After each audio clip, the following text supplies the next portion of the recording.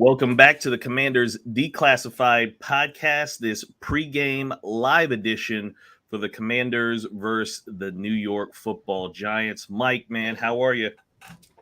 What's happening, man? I feel like it's been a while since I've been on. I was at the game last week, so I missed the post and pregame. But yeah, I'm good, man. I'm just ready to watch some football. How was the game? Before we get started, how was being at the game last week? Well, I have to admit that what they say about the Mercedes-Benz Stadium is true. It is a great stadium, one of the Yeah. best in the league. Everybody had food because it was so cheap. Yeah. Um, and yeah, the stadium design was amazing. Walking up to it with a bunch of Commanders fans. I was 20 deep by myself, Wow. and there were other clusters of Commanders fans. Like my whole section was definitely Commanders fans, Wow. dominated. I'll say it was probably 50-50 of Commanders and Falcon fans. We really were well represented in Atlanta. That's awesome to hear. I haven't been to an away game, and to see that many Commanders fans, that's got Mm-hmm. to be pretty cool. So that's awesome. That's awesome. And you know what? You're right about the food thing, man. Like that's been like a sticking point for me, like for years. Like if anybody's ever been to a Costco, they sell an enormous hot dog for $1.50. I don't understand why FedEx Field can't put out a hot dog for $1.50, $2, or a hamburger for $3. Like it's baffling. Falcons, they do it right at that stadium. You're right. Mm-hmm. Cheap food, guess what? Keeps the people happy, and hopefully, we're going to get to that here in the few years here to come. But today we're playing the Giants, and I just sent Mm-hmm. this to you guys in the group chat, so I think it's a good place to start. The Giants are hurting. They got a lot of guys out due to injury. I'm just going to read you this list here. First and foremost, Daniel Jones, quarterback. Daniel Jones has been a Washington killer. Like every time he plays us, Hall of Fame player, Hall of Fame performance. The rest of the time he plays the league, terrible quarterback. But against us, Mm-hmm. he has just otherworldly games. Their starting center, John Michael Schmitz, which was a guy I thought we were going to get starting center. He's out. Both starting tackles, Evan Neal, first round pick, Andrew Thomas, another first round pick left tackle, all out. What are your thoughts about all these guys being out for the Giants? And basically, we're pretty much healthy. I didn't even know that Adoree Jackson was out. Oh, he's out too. Another good one. Yep. That's crazy. Um, it's My thought is Washington should dominate. Honestly, they're like on paper they're the more talented team. Yep. The Giants are missing a lot of starters, but it's just something in the back of my head that I just feel like when it comes to coaching, the gap between the Giants and Washington may be that big.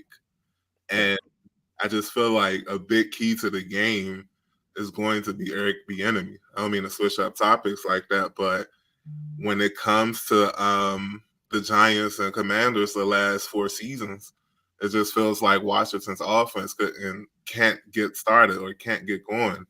The only game I think they performed well versus the Giants since Rivera's been here was the Thursday night game where Heineke started in week 2, I believe. Yeah. Yep. That was an electric performance from the offense. But honestly, I just feel like it was more Heineke than Scott Turner. I thought we were going to go an episode without saying his name, but yeah. So yeah, I really feel like Eric Bieniemy is one huge factor in this game, or the biggest factor. Yeah, you're exactly right. And this is something that we said on the pod after last season's game, is that Ron Rivera got out coached in those games. Obviously Scott Turner, Jack Del Rio, but hey, who's the leader of this ship? It's Ron Rivera, and he got out coached Brian Dayball ran circles around him in the 2 games last year. And if you're a rookie head coach, this is Ron's 13th year. Like, I'm sorry, there can't be any kid gloves here. We can't be taking it easy. We can't have baby steps here with Ron Rivera. Your 13th year as a head coach, 4th year here in Washington. More is expected of you. Better. We want high level winning here. We want high level decision making, and Ron just hasn't kind of shown that ability. Again, getting out coached by Brian Dayball with a lesser roster last year 2 times was just a really bad look. So you're exactly right. So even with the injuries that the Giants have, it's like, one of the other things I saw today is that Dayball this week has been more involved in the offensive meetings than he has all season because of, hey, they are 1-5. So he's getting back to doing what he knows best, which is working on the offense. And, that doesn't bode well for the Commanders because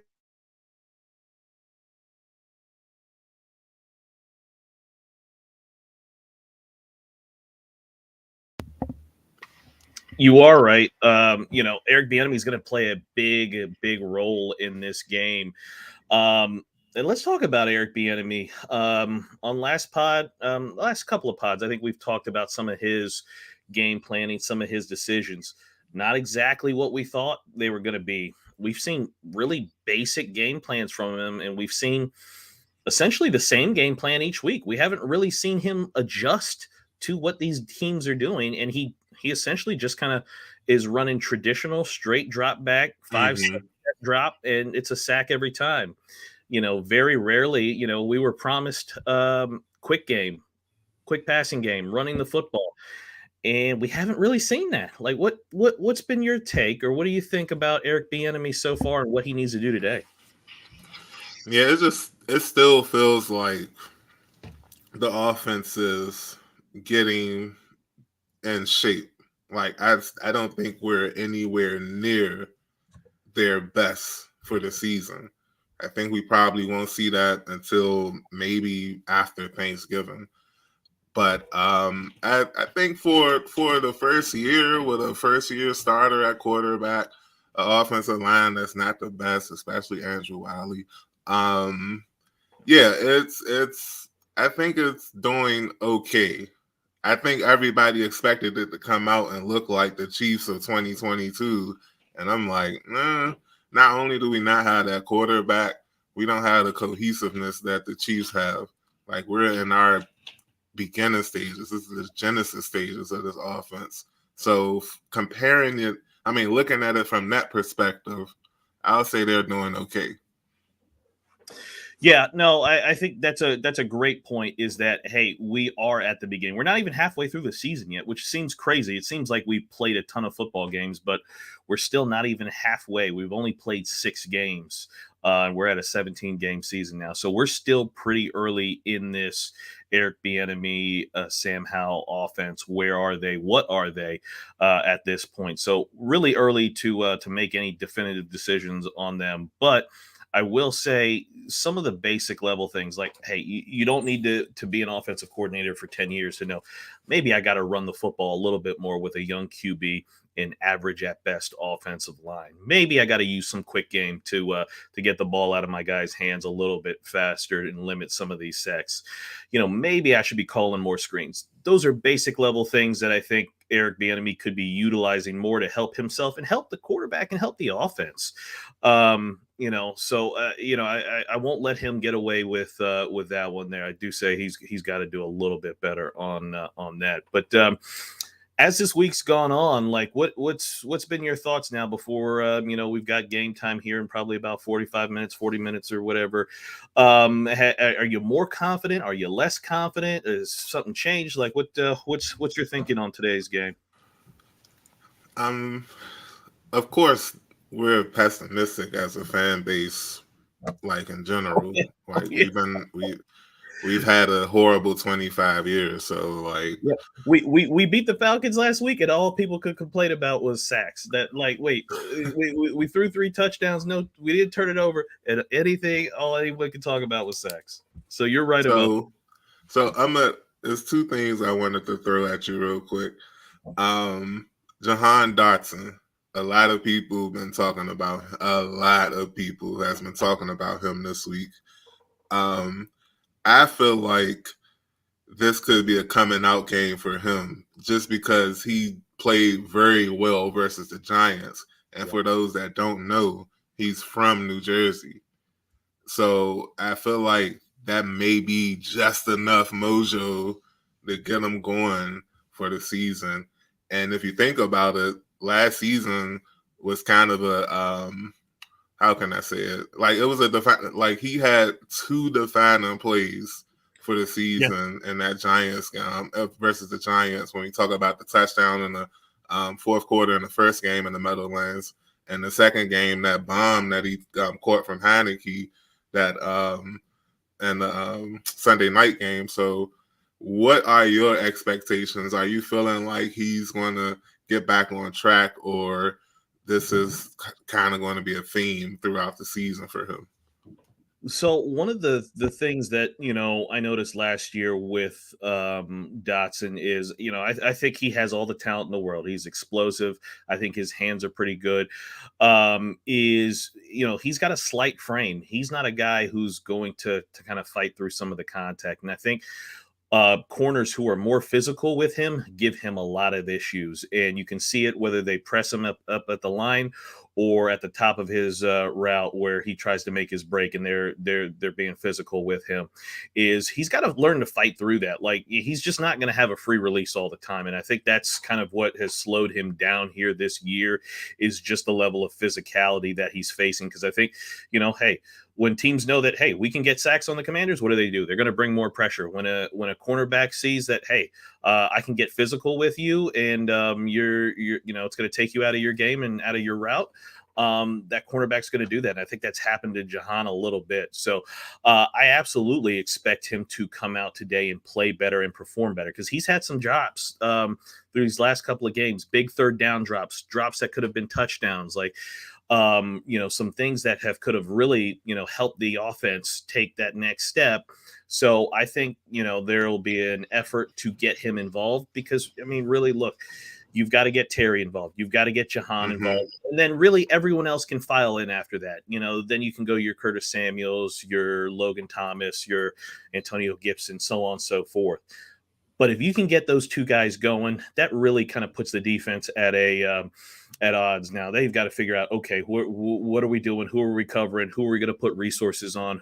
Where's our top guy going to go? That kind of thing. So if we can get those two guys going, I think that's just going to help open it up for everybody, whether it's Curtis Samuel underneath or whether it's the running game as well too. So I'm expecting today to be a big game. I think that big drop last week, I think, is probably eating at him and probably eating at Eric Bieniemy as well too. So I'm expecting big things from him, and I wouldn't be surprised if they go to him early, within the first couple of plays, just to kind of get him going. But that's a good one. Who else are you looking for, or what else are you looking for? Let's stay with the offense. What else are you looking for from the offense today? Actually, I was going to read Dale's comment, and that Oh yeah, kind go of ahead. goes with the offense. He Shout out said to Dale. if he's the DC, he'll bring many different types of blitzes. With the patchwork O line, they'll struggle with the blitz. There are no acceptable excuses if we lose the game, and he has the Commanders winning by Ooh, 14, 31-17. I love it. Um, that's the key to the game. Yeah. The pressure that Hal's going to face. You're a fool if you don't think the Giants are getting 5 sacks today. Like if you don't have a defense to start in fantasy this week, and the Giants are in the waiver wire, just pick them up and start them. You're getting at least 6 or 7 points off top just off sacks alone. So knowing that, the only other way you can win if you know you're going to give up sacks is to protect the ball. They cannot turn over the ball at all, especially against, like you said, with the Dable being more involved in the offense this week with the Giants. I expect them to come out on offense, ready to attack. So we cannot give them extra chances at all. So, yeah, that's another key. So we got the enemy and his play calling and just protecting the ball. I feel like if both of those things can be in Washington's favor, more likely than not, it's obvious they'll win. But if they turn the ball over, 2 turnovers is going to doom us today. At one fluke turnover, we may be able to recover from, but 2, nah, it's not happening. Yeah, you're exactly right. I mean, I think any football game, turnovers are going to be, it's going to decide it, right? Last week, we got the turnovers, right? We forced Ritter into 3 turnovers, and our offense, Sam, did not turn over the football, and we win that game. So you're absolutely right. We got to stay clean when it comes to offense and turnovers. We can't have any turnovers. But I think Eric Bieniemy really got to understand the defense. I know he wants to pass and he wants to throw it. And hey, I like the passing game. There's points there, big plays, explosive. But this Giant defense, yeah, they absolutely blitz, they pressure, they bring a lot of pressure, but they suck against the run. We talked about it on the deep dive during the week about how bad and how much rushing yards they've given up. They're in the bottom portion of the league in terms of stopping the run. Brian Robinson last year had a good game in that second game against them. In the run game, which Scott Turner basically went away from in the second half and essentially benched him, never went back to him again. Run Brian Robinson, wear out this defense. Hey, if you only have 20 passing attempts or 25, okay, that's all right. You can throw it the week after. Like it doesn't have to be, you don't have to prove a point this week. You need to win the football game. And to do that, running the football is probably your best option. And guess what? It'll limit those sacks if you run the football and wear out that defense. So that way, maybe by the second half and you want to try some of those deeper drops, you might have a little bit more time to get those completed as well. So Facts. I hope that that's the approach Eric Bieniemy is going to take. I seriously doubt that. I think we're probably going to watch like 60 pass attempts or something ungodly like that. So hopefully that doesn't happen. But no, you're absolutely right. And shout out to Dale on that as well. Like we definitely got to disrupt the Giants' offense because with that many guys out on your offensive line, and if they handle our defensive line, I don't want to hear about 4 first-round picks. You got that many guys out on your offensive line, and we're all healthy. I mean, there should not be any excuse. It should be a mismatch right from the snap, the opening whistle. I don't know. I don't know about you, but what do you think about that? Like, if I see these guys who are offensive linemen who just got this signed this week, and they're tossing Chase Young around, they're tossing Jerron Payne around, I'm gonna be upset. So I feel like they've been taking this approach on defense the wrong way. I understand you have 4 first-round picks on the D line, and you would expect that you can rush 4 and get pressure and play coverage with 7.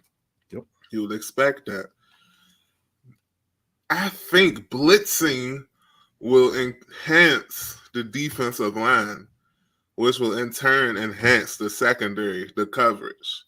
I really feel like if you send more than 4, eventually the pressure is going to start getting home. Like those sacks that Chase Young are barely getting or barely missing, I'm sorry.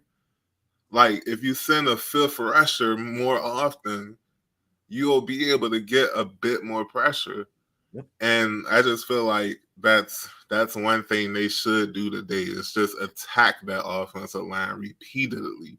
Yeah. Like there's no way that they can handle that defensive line along with the extra pressure from blitzing. And I ain't talking about no corner blitzes every now and then. I'm talking about specialized blitzes Yep. that are meant to attack the offensive line. And you're exactly right. I'm glad you pointed that out because you know who blitzed pretty well at the beginning of last year to help jumpstart this defense, and then they never went back to it was Jamin Davis. They blitzed. The defense was struggling at I the knew you was beginning going of to say last that. year.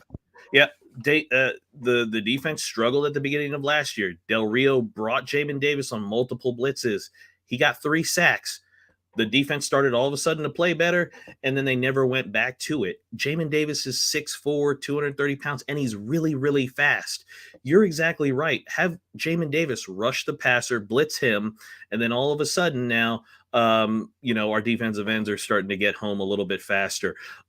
We get pressure, we get a couple more sacks. Like, there is no reason that we can't utilize Jamin Davis better and utilize all his talents. He's got a lot of speed. And it helps when we play mobile quarterbacks and he runs them down. But guess what?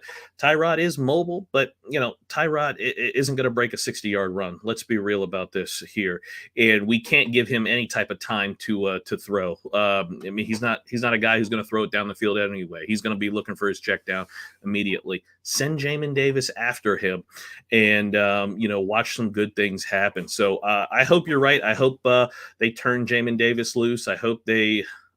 I don't know what your thought is about Cody Barton. Hopefully they take him off the field. That'd be great, and put Hudson out there. But turn Jamin Davis loose on this Giants offense. For sure. Other than that, I feel like the defense can take care of the Giants. Like, because I'm gonna be real with you. Last week versus Atlanta, receivers were running free the entire game for the most part. Oh yeah. Like, it was very rare that I didn't see an open player on Atlanta in a play. Is literally just Ritter couldn't hit him. Yeah. Rather he was getting pressured or just not making the correct pass or rushing. Like, he just missed a lot last week. So that's why, personally speaking, that's why I'm kind of concerned, is because I know the defense only gave up 16, but the way they played, they could have easily gave up 30. Yeah, you're exactly right, and we talked about that on the show on Tuesday. Was that, hey, they did a great job stopping the run game, but they still gave up 400 yards of total offense to the Right. Falcons. Ritter had 300 yards. Now, he didn't have a great completion percentage just because he's not really an accurate guy, but they basically, gambled and said, we're going to stop the run and let Ritter beat us through the air. If he can beat us through the air, so be it. And I mean, he almost did. And like, you can't kind of gamble like that, because all it takes is one big touchdown pass, and then all of a sudden now the game's tied, or now we could be losing. So you're right. They've got to do something in that secondary. Something's not happening there. I'd heard a couple of people talk this week, like Logan Thomas and some other beat reporters, that Del Rio, they got this defense to play this zone match, and then at the beginning of the year, they start trying to play press man. It's like, do the things that you're good at. Stop trying to experiment and do things that you're going to struggle with. Do things you're good at. Offense, defense, special teams, stick with what you know really, really well and maximize those things. So hopefully they do a better job in coverage today and against the run, and we should be fine. But what else going into this game that kind of gives you pause or makes you worry? Where are you on this sack thing here? A lot of people hand wringing, crying about the sacks. They're all up in arms about it. Where are you on that? From the defense? Both, whether it could be our offense giving up the sacks or our defense not getting enough sacks. Well, like I said earlier, they're giving up 5. Like, they're definitely giving up 5 today, especially against I'll say definitely above average Giants defensive line. Now, I know, like you said, they struggle against the run, but I just feel like because I don't think we mentioned it this episode, the Giants schedule. Like, I don't think they had any cake team except for the Cardinals, and yeah, they were getting blown out, but they won that game. But the other games they played the Eagles and Cowboys and the Dolphins and Bills, and like, it's no shock that they're 1-5 to me right now.